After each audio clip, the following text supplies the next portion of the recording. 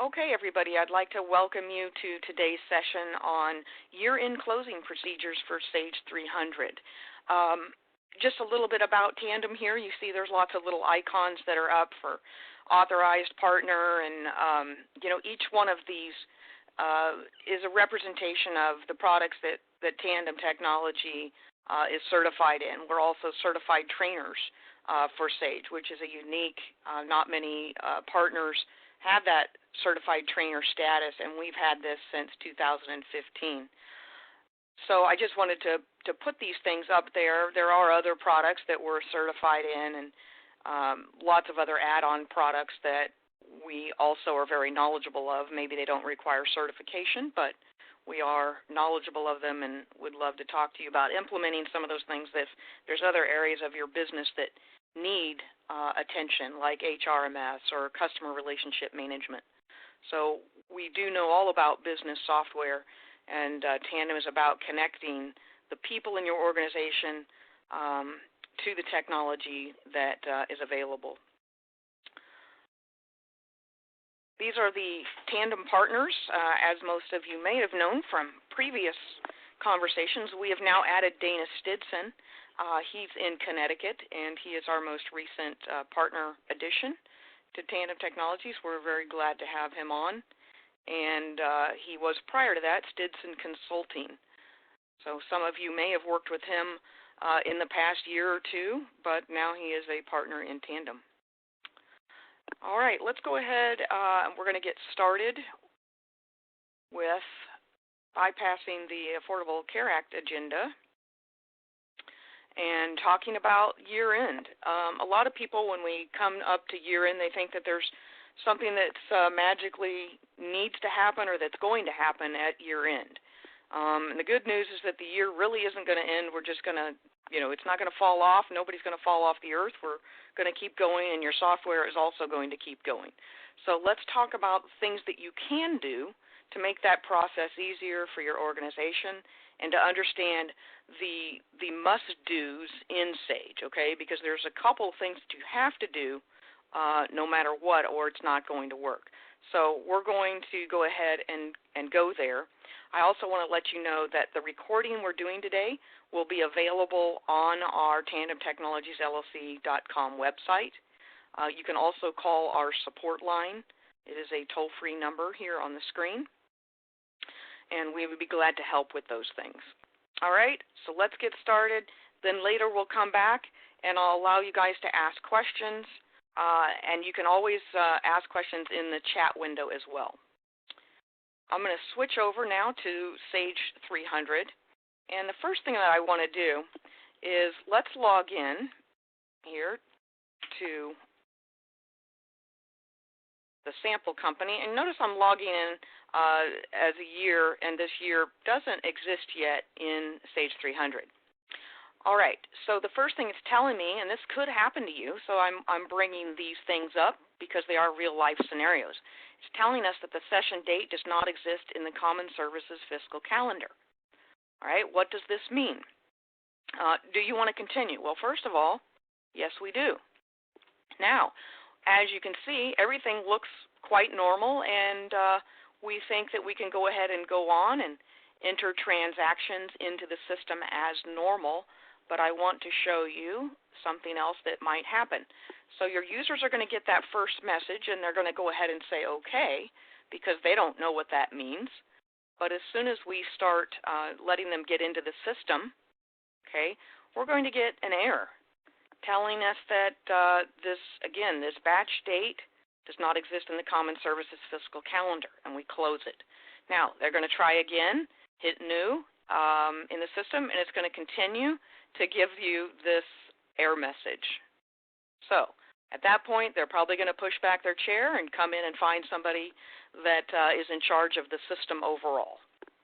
Now, when they get that message, you as a system owner, this is what you'll need to do. You'll want to make sure that you have appropriate privileges to log in to Sage, go into Common Services, and pop over here to your fiscal calendar. Okay? We can bring up the years that we have here, and we can see that we only have up to the year 2020. as you know, I tried to log in as January 1, 2021. So I have to create a new fiscal year, okay, before my users are going to be allowed to do anything at all.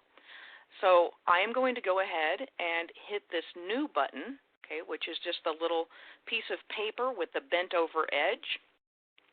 And it's going to create my new year based upon the period ending date of the last year, okay? So depending upon how your fiscal calendar is set up in Sage, it is going to create that fiscal year, the new year, based upon the last date that you have here, okay? So that's 12/31/2020.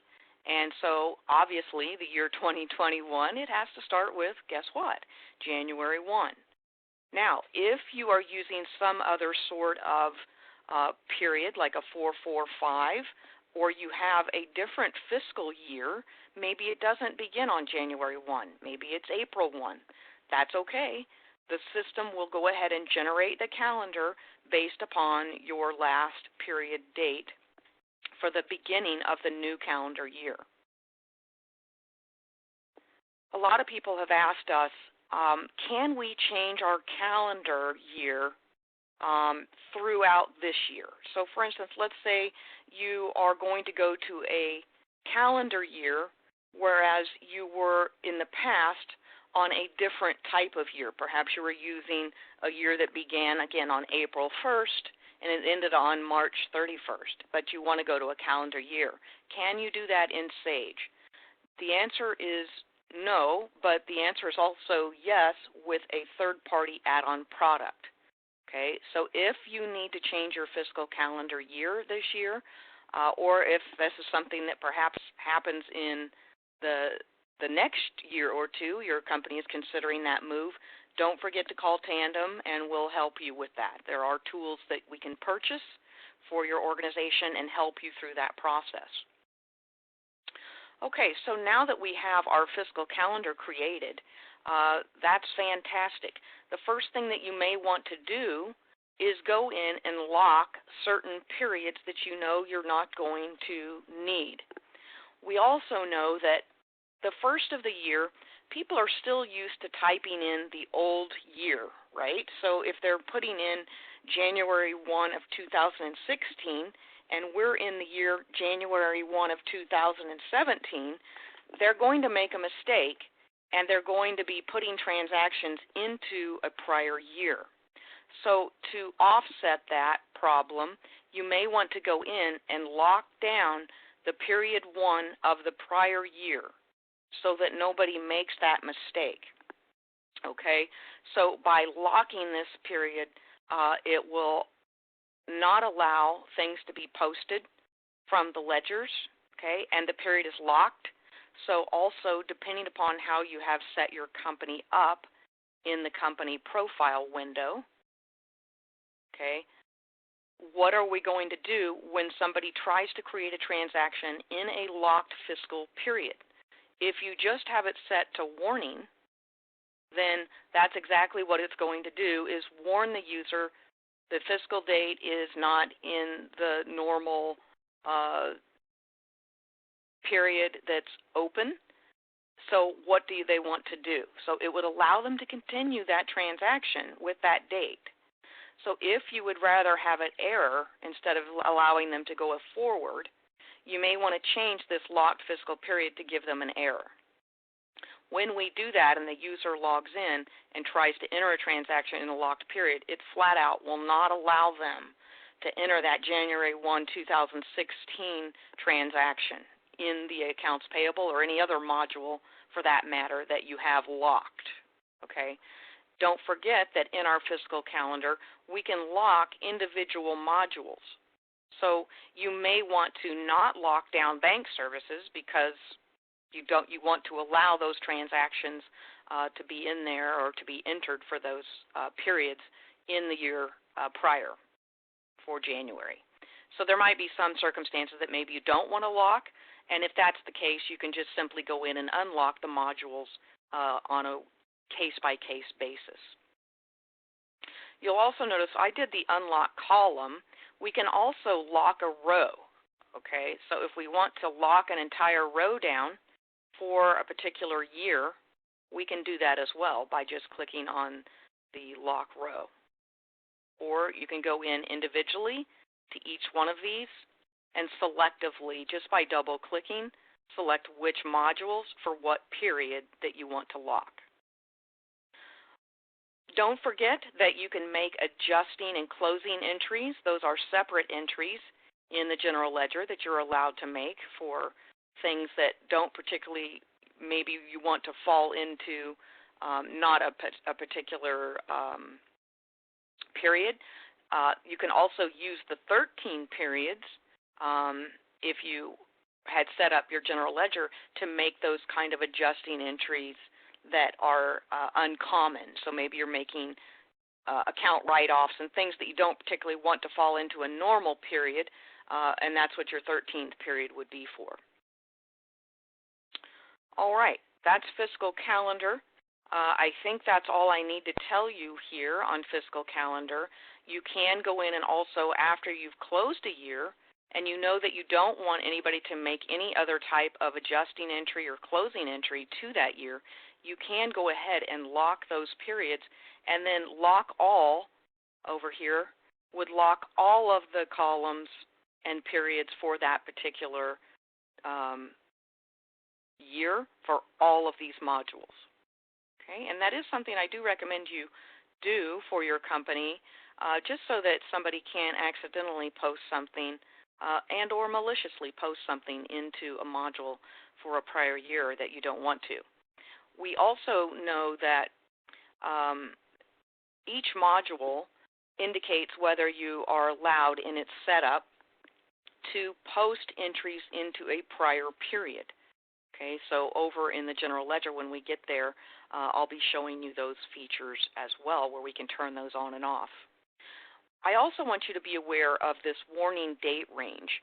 So, for instance, if the user that comes in, and let's say this is set to warning, okay, and the user comes into the system and they begin to put in a transactions for January 1 of 2016, obviously that's going to fall beyond that 30-day date range from the session date that they've logged into. Okay, so if the session date that they logged into is January 1 of 2017, obviously if they put in the year 2016 when they begin to make the transaction in AP, it's going to give them a little warning message saying that it's out of date in connection with this warning date range, which is using your session date and your clock date to make that determination if it needs to pop up this warning message or not. So let me demonstrate that. I'm going to say yes to that. And let's just go in here. We'll tell it yes on 2019. We're going to leave 2020 open. And, of course, we just created 2021. I'll go ahead and close that down. Let's go in now to our accounts payable, and I'll go to enter a batch. I think it's important to see some of these messages that come up. So you'll notice now that we've opened up that fiscal calendar 2021, it's now not giving us that error message, okay?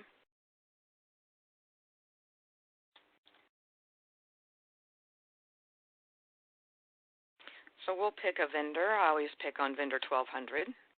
And let's just make this document date, for instance, be because the document date sitting in front of us is 01/01/2016.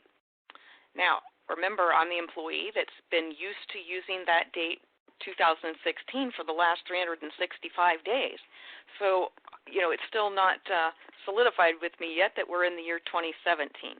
It's telling me right now that the date is not within the acceptable range as defined in the company profile. Okay, that's the company profile over here, and that's the warning date range that's popping up that message right now. So at this point, I can say, do I want to accept this date? Well, of course I do. This program is nuts. That's the date I want to use. Now, notice that it has allowed me to go on, okay, and without paying attention here, obviously, I've also changed my posting date. So now that means that it's going to post into the general ledger as of this date as well. Okay, so if I continue on here, we'll just put in a little transaction and hit add. And I need to go back and adjust my tax. And save. Okay. Now, it's going to allow me to make this posting. Okay. So if I hit my post button right now,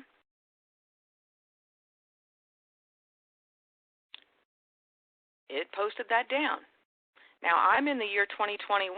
I probably didn't want that to happen, did I? But it certainly did, and now I have retroactively gone in because if I go into my fiscal calendar year, guess what?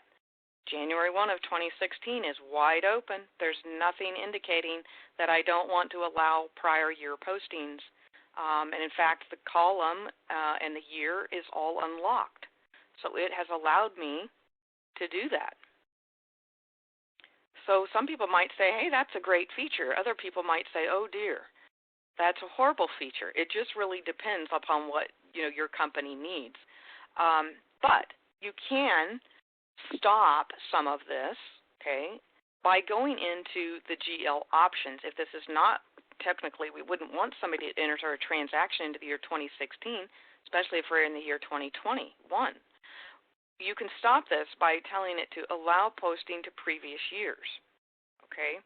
Now, this is only going to work from this point going forward, okay? So if I were to save this, and it's telling me that other users are in and there's other windows that are open, which you guys are probably familiar with this. When you're trying to make a setting change to the options, it's not going to allow you to make that change until all the users have exited the system, because they might be in process of putting in a transaction that you did want to affect a previous year, for instance.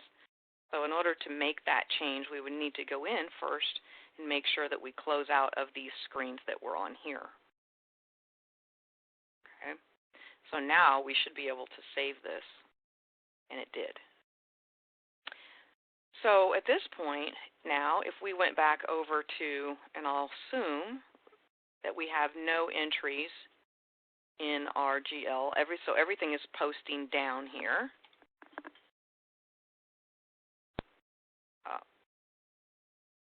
Okay, so here's that batch that we created, and it might look, like it's going to be okay, but it's already posted, or excuse me, this batch hasn't posted down in the GL. So this is the one that we just created over in Accounts Payable.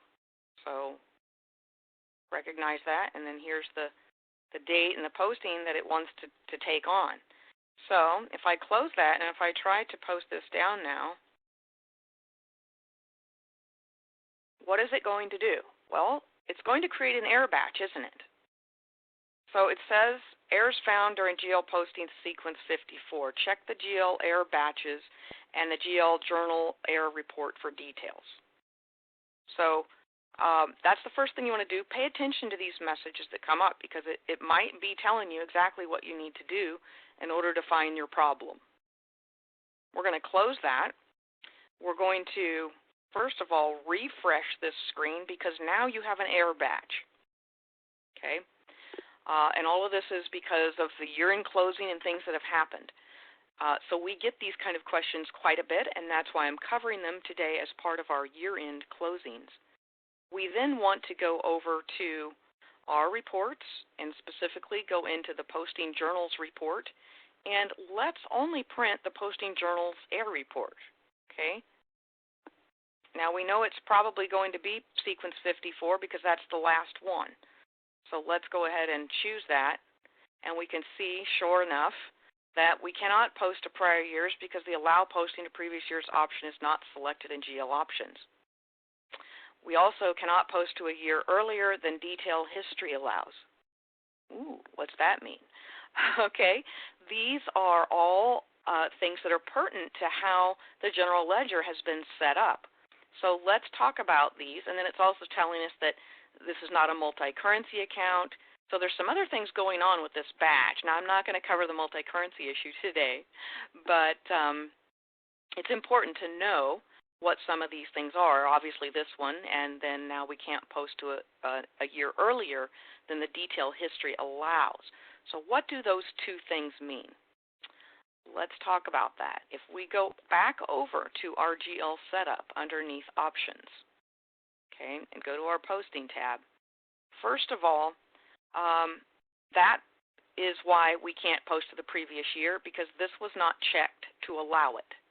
So this is one thing you may or may not want to leave on or check.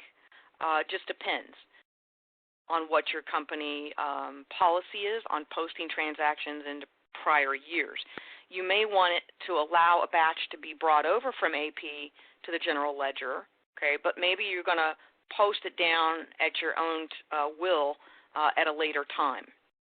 And so you can turn this on, and that way you're allowing the posting to stop for a transaction that falls outside of your normal calendar range and or a locked period, especially if it's a prior period.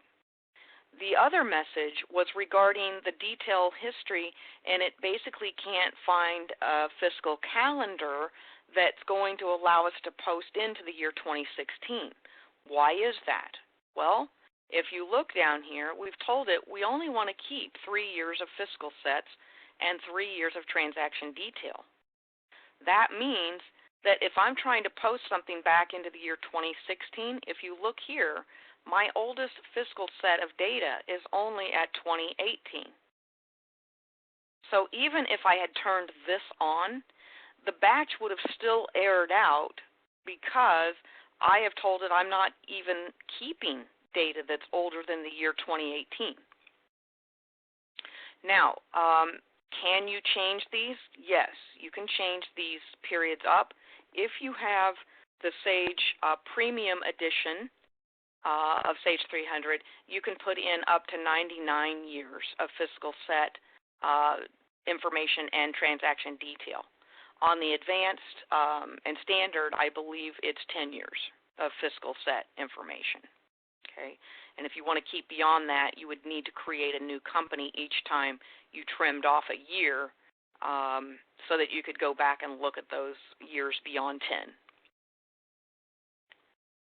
Okay, so those are some fun things that can happen to you when you're posting transactions into a year that doesn't exist, or if you're posting transactions into a year that exists, but maybe your general ledger is not set up to accommodate the older year because of the detail history, the number of years that you're going to keep detail history or fiscal set history.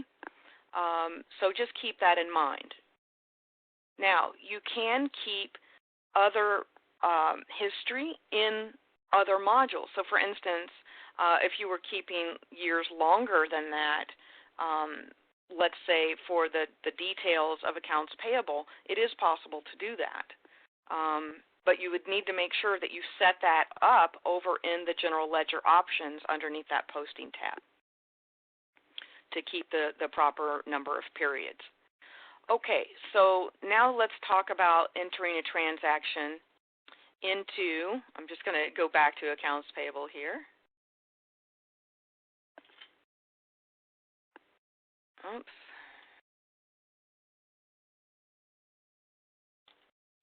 All right, we're going to pick on vendor 1200 again.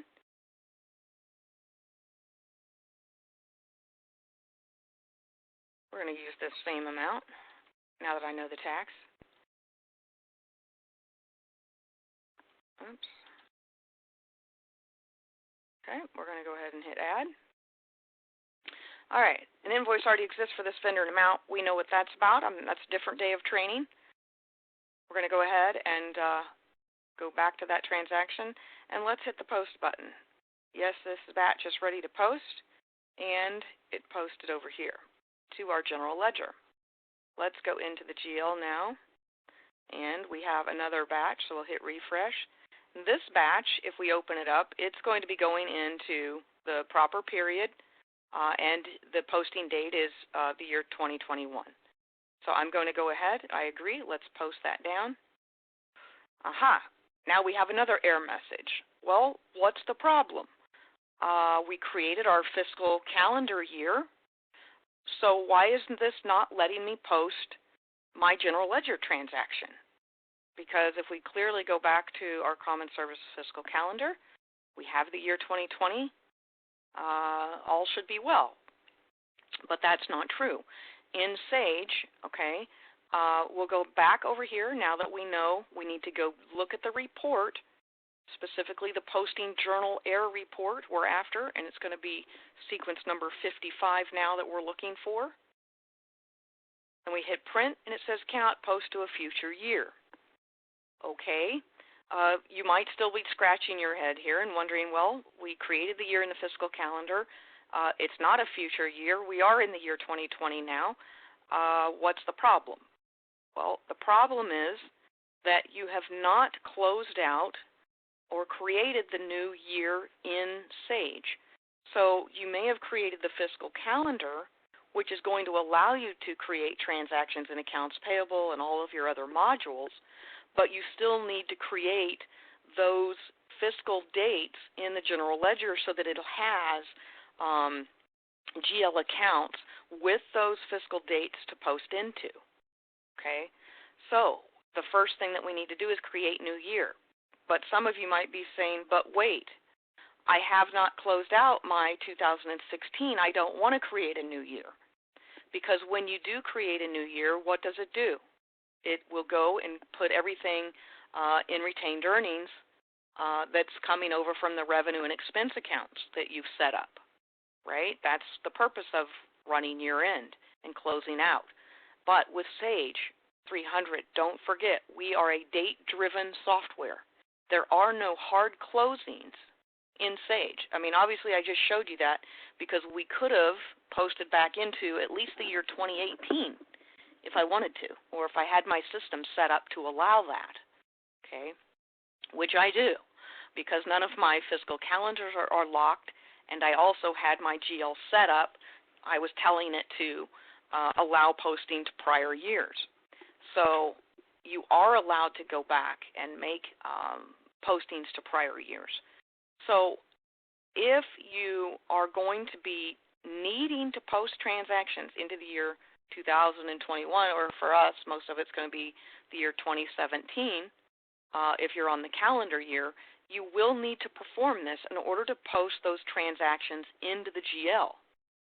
And a word of caution and maybe to the wise here, if over in the accounts payable module under your GL integration, if you have it set to creating and posting a new batch over in the GL, it is going to create the posting from AP over to GL, and AP will attempt to close, or to post the batch down into the general ledger as well. And guess what? It's going to create an error message. So your batch will not post until you have created the new year for the year 2021 or 2017 in the general ledger. And the only way you can do that is to go into your periodic processing and create new year. Now, I highly recommend that you make a backup before you proceed, okay? There's a lot of things that are going on behind the scenes when you do create this new year. First of all, we also need to be aware, what is it going to do? It's going to create the new account records so that you can process those transactions in the year 2021. It's also going to remove all the fiscal sets older than 2018. Well, if that's a problem, okay, and you want it to go and keep that history, you need to go back into your GL setup options, posting tab, and change your years to something greater than 3 in this case. It's also going to create and post entry transfers of the balances from the income and expense accounts to retained earnings, and it's going to change the current fiscal year to 2021. So it's telling us we also need to create a fiscal calendar 2021 before you can proceed. If you've already done that, which we did do, you do not need to go back into the Common Services fiscal calendar and create that new year. So at this point, all we need to do is hit the process button. Now, I might not have closed out any of my other modules yet, okay? Maybe I still have batches that I'm posting into the year 2016. That's okay. They're still going to post as long as you have your options here on posting set to allow posting to previous year, okay? And also, we have made sure that our Common Services fiscal calendar for that prior year is not locked in the period that we need. So if it had X's in it here, we would want to make sure we unlock those so that we could still post transactions into the month of December or whatever your fiscal period may be that you're trying to close if you're not on a calendar year. Let's close that down. And now if we go back in to that batch list, okay, we can go into this error batch and we can open it up. And we might want to get rid of this, okay, the error batch. Okay. If you want to, you could say repost. So if you wanted to do something like that, but you'll always have that batch in there originally. This is what it's designed to do, is tell you what batch did it fail on. So if you see something like this in here in your batch description, you should know that it doesn't mean that batch 218, all of it posted. It may be that some of the transactions within that batch didn't post, okay? Because if you have a mix of batches, so if some of the entries within that batch were actually in the year 2016 and some of them were in the year 2017, it's only going to post the batches that were in 2016 and create an error batch for the entries that are from 2017. So it will post whatever entries that were in the proper period that was open or available to post into that year.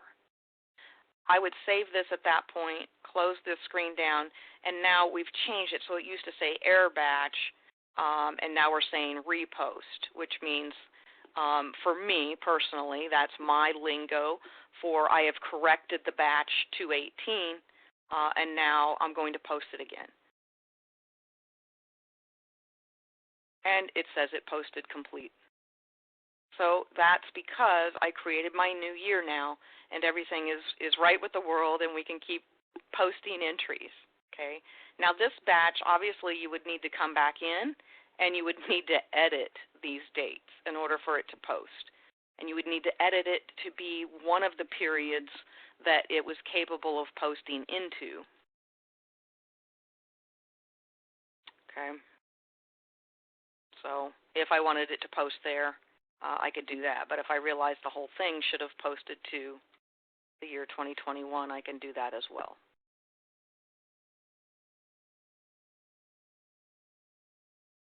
And I might want to go back in here and change my date on this as well. Oops.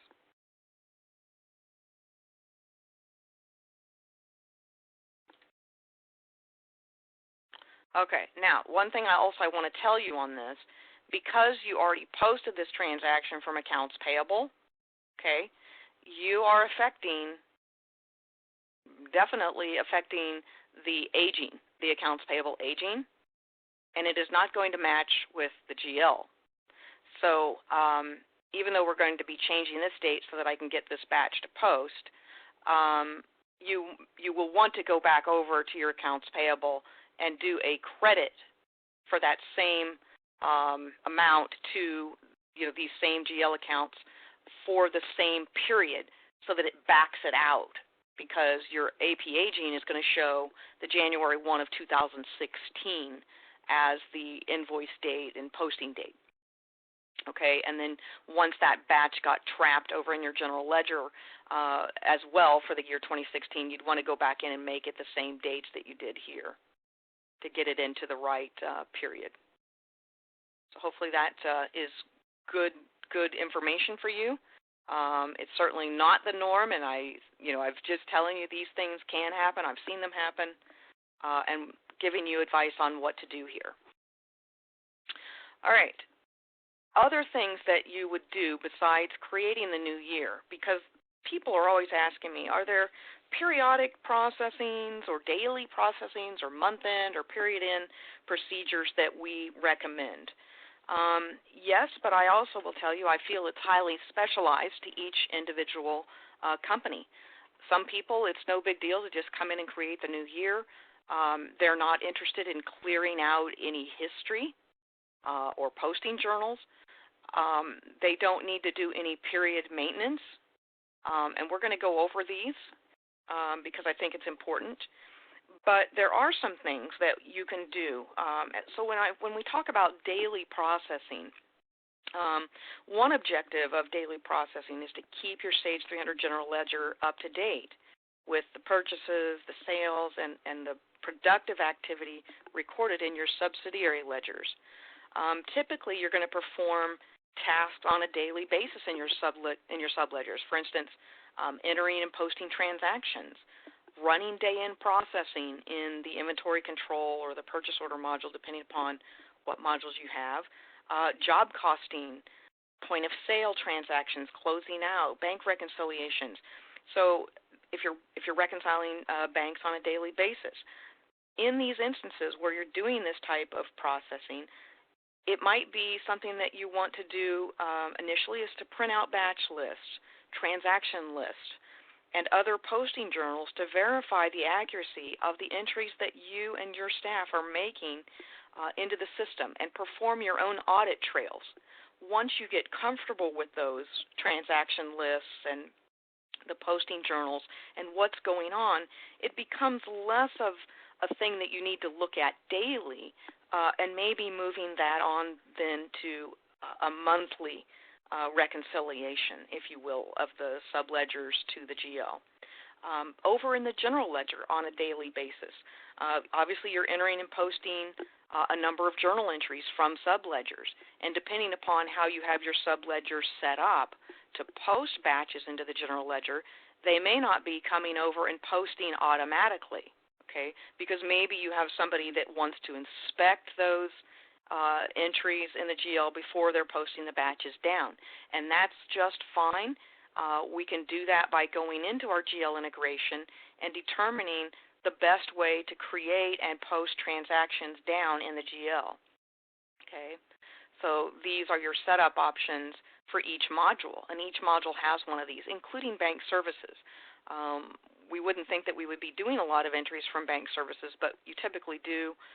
It's where you're doing your bank rec, and maybe you're finding that you have an NSF fee from a customer, or perhaps there is an interest charge or some other fee from the bank or interest revenue, things of that nature that you're needing to put in, and those are bank entries. So the bank also has the ability to interface with the GL.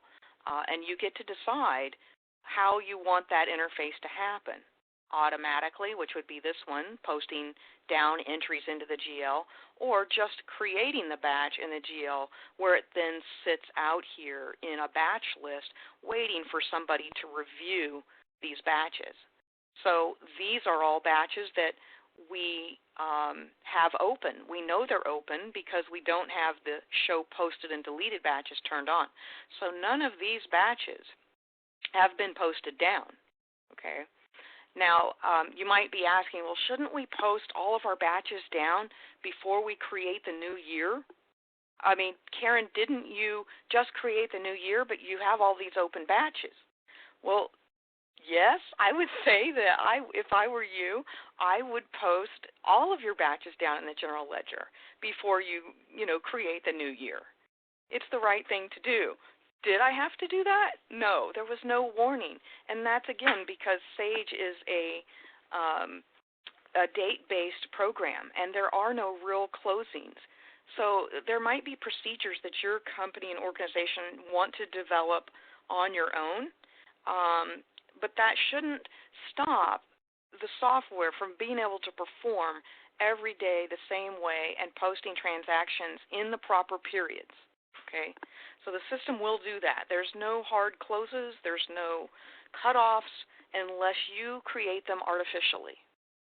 Okay, by going in, as I said earlier, into Common Services Fiscal Calendar and locking your periods, or telling the General Ledger in the setup options to not allow posting to prior years there. So that's how you can create processing stops on your end. Then the next question is, are there period processes that we do instead of daily processing? Once you get the hang of the things that are happening daily in your organization, what then do we do on a periodic process? Again, it's kind of the same thing, just on a grander scale. Definitely I would encourage you on a period basis to be going over to the administrative services and running a data integrity check. Okay. Now, I have training out there on our TandemTechnologiesLLC.com website specifically on running data integrity, and when you are running it, what some of these options are. Okay, when you're running the integrity checker to fix. So all of these options and explaining what the data integrity check does are out on the website. But I would definitely run the periodic, include this in your periodic processing routine to run data integrity, and I would run it for all the modules. You don't have to have anybody out of the system when you're running a data integrity check, but it's something that it might take a while to perform. So if you need your computer, you may want to do this on the server, where sometimes it can actually run faster if you're doing that process on the server, and or pick a workstation that somebody doesn't need for a length of time until you can begin to understand how long it takes for your data integrity to work for your company.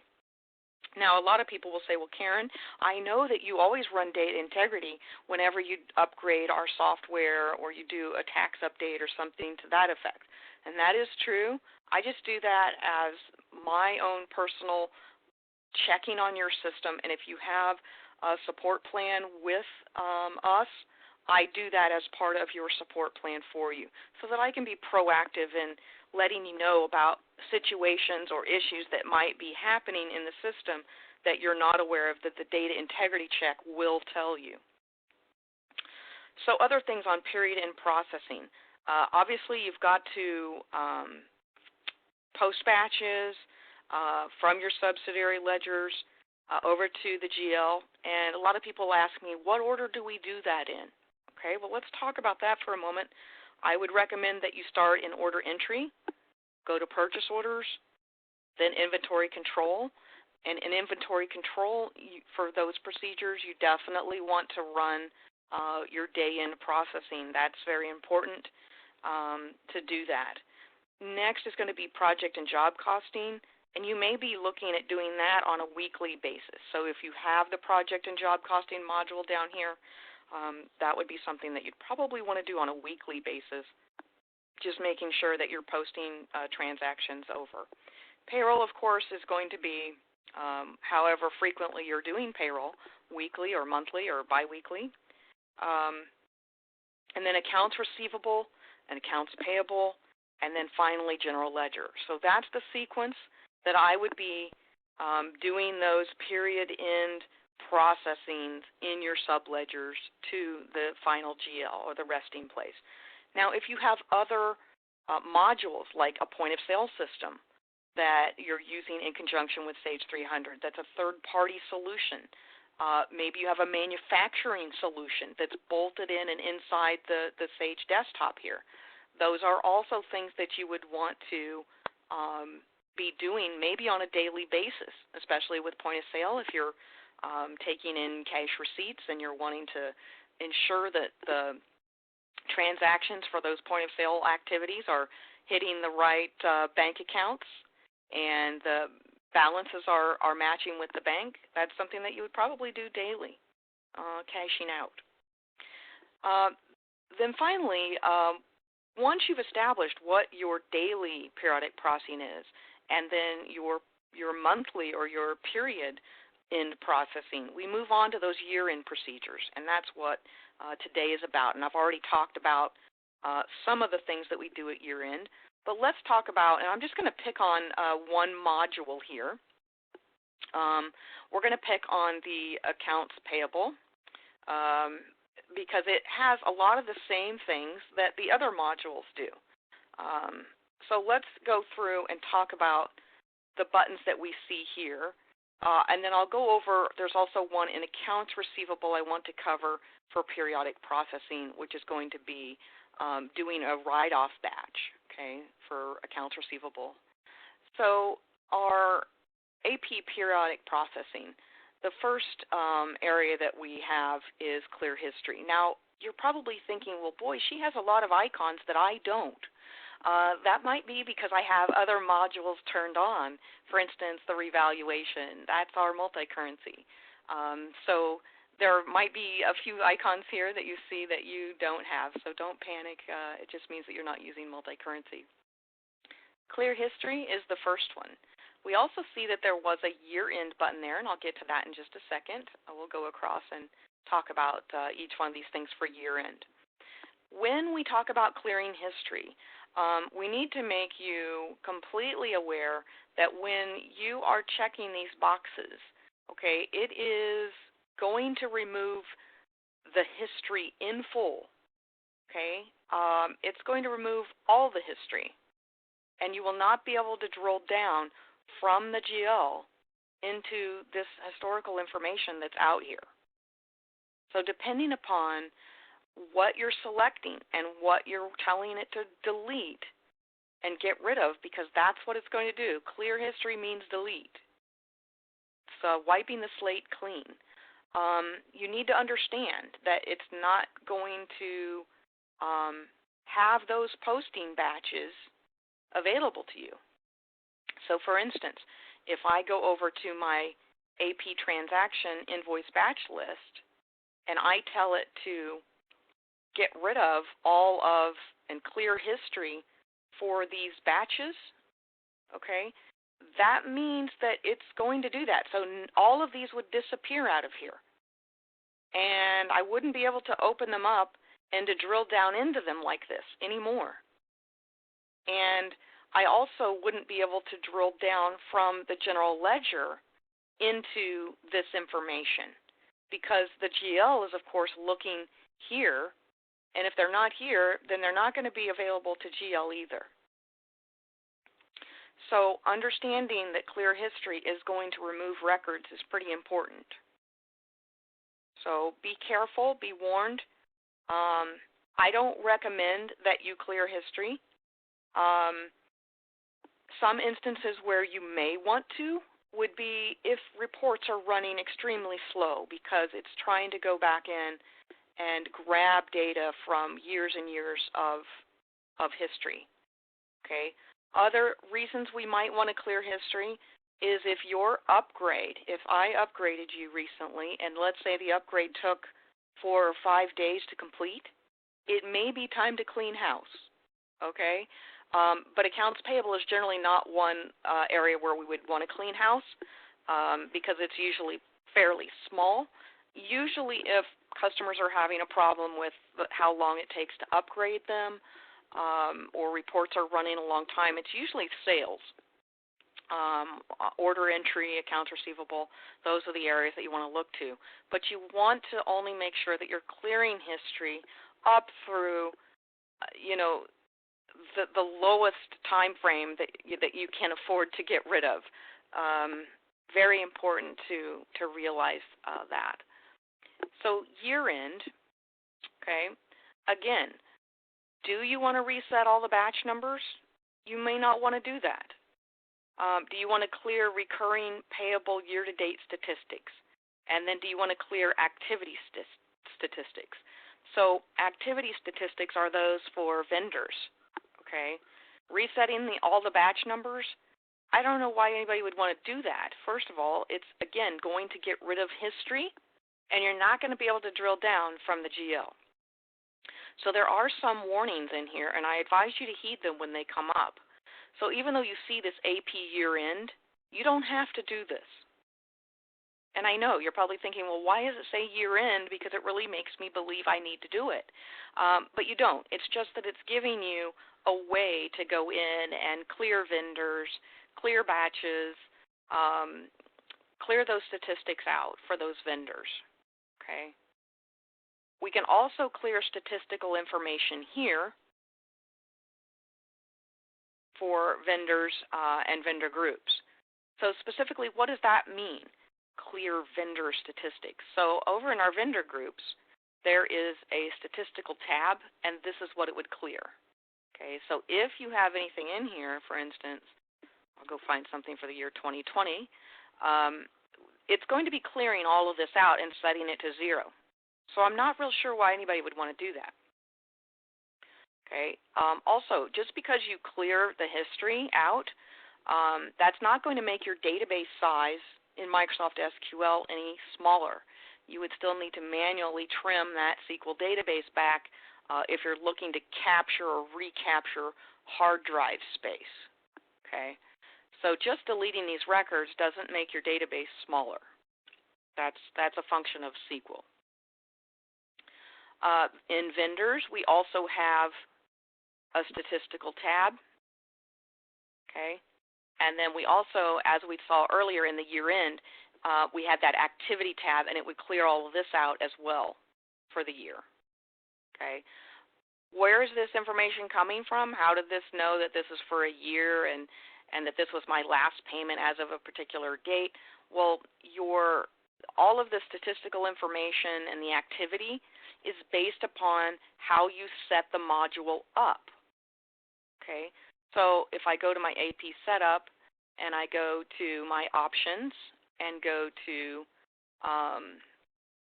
let's see, our processing, we're telling it here how we want it to keep vendor and group statistics or not, okay? And then how are we accumulating those? So accumulate by and the period type. That's what it's going to be using. So fiscal year and fiscal period means that it's going to use whatever is in our common services fiscal calendar, whereas a calendar year is going to use January 1 to 12/31. And then you can decide how you want that period type to appear. I have seen some of our clients, they use the period type and they set it to quarterly. And you might be setting it quarterly for accounts payable, but over in accounts receivable, perhaps you're setting it to monthly or even weekly. So each module is different in how that statistical or group activity is tracked. All right. So let's go over and talk about some other things that we might be doing at year end. That would go into, say, period 13, if you have a 13th period, which is generally just one day set aside of the year where you're putting transactions that you don't necessarily want to be included in a particular month of the year, but you do need to get them in there. One such type of transaction may be where you're trying to create a write-off batch for accounts receivable. So these are some of the year-end activities that you can perform. And let's talk about what creating a write-off batch will do.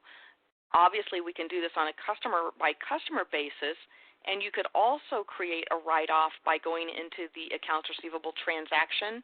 And if you have your accounts receivable set up to allow adjustments in payment batches, okay, or receipt batches, allow adjustments in receipt batches. If that's turned on, you could also do these types of entries in your accounts receivable transactions.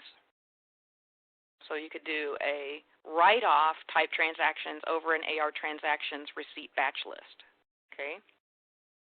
But if you're wanting to do it in mass for a particular customer, we can indicate how we want to write those off, what date we want to use to run and to write them off, what period up through are we going to use, so what as of date How many days outstanding does it have to be in order for us to write it off? Even what type of an account a customer has. Okay. Do we want to include only certain types of transactions? So if it's just for invoices, we could certainly do that. But if you wanted to include credit notes where maybe you owed the customer back and something has happened to that customer, they've gone out of business, or you've just been hanging on to a credit for a couple of years because you already applied another credit to some invoice in the past, you just want to get that account to zero. You can also indicate here the types of transactions that you want to include in the write-offs. Okay. If we just say we want to use invoices, we can then tell it, well, do you want to use up to a specific amount? So if you said anything from, 1 penny, if you're doing invoices, which are obviously debits, to, say, $5, that's going to go out and find any amount that's left on a customer's account that's between this range, and it will write it off. Okay. We also could say, well, we want to use a percent. Okay. So it is possible to do that. If you were doing credit notes, you still would be entering, the positive amount or a negative, depending upon if you're going to be using credit notes or not. Select by, this is just how do you want to grab that customer information that you're wanting to write off, okay? So if there is specific information or ways, maybe it's for a specific salesperson or a territory or an account set that you're trying to write off the customer, you can choose these things and it would write those off only, in this case, if it's an employee, that we're going to write off the accounts receivable. So even though we've left this blank to ZZZ, because we've narrowed the account set scope here to employee, it would not process any customer unless they had an account set that was equal to EMPLOY. Once we hit process, that will go in and indicate, let me put in my dollar amount here, and hit process. That's going to go in and process the records. Now, in my instance, there were no records found to be processed, which is great. But if you know that there's records out there, of course, you're going to need to keep looking to find those records. So that's just a quick cover of accounts receivable, something that you might be doing at the year end in accounts receivable versus accounts payable. Basically, all of the other modules are pretty much the same, though. So other things that you can do at the end of a period, of course, would also be to create recurring charges and generate those for either accounts receivable or accounts payable. You may also need to go in and modify recurring charges to change the information that's listed on those invoices, including for accounts receivable as well. So if you have recurring payables, year-end might be the time to review those recurring payables and receivables and see if you need to make any changes there. Inventory control, obviously you've got the periodic processing, the day-end processing. Hopefully you're doing that on a daily basis at any rate. For those of you that are tired of pressing that button every time you get ready to do a daily processing or month-end processing, there is a tool out there you can purchase that would automate this. It is a third-party add-on product that would automate that. Order entry and purchase order, again, it's basically just clearing history. And again, unless you're running into problems with reports running, I'm not sure that this would be something that you would even want to do. Okay. So just be warned when you do these things like clear. Clear means it's going to delete. It's getting rid of. So I know they're not very good about warning you on some of those things, but trust me, that's what it's going to do. And obviously, if you are going to be clearing history on any of these things, whether it's accounts payable or accounts receivable, you really should be making a backup first, doing this over a course of a weekend to make sure that, is this going to present us with the data that we want? What are we losing by clearing our history, okay, or changing something? I've also seen a lot of people will go in, and this is the time that they will delete vendors, okay? If you're going to be deleting vendors, but you still needed that transaction information, you're going to get error messages when you bring up a transaction for a vendor that you've deleted. So that's something to think about as well.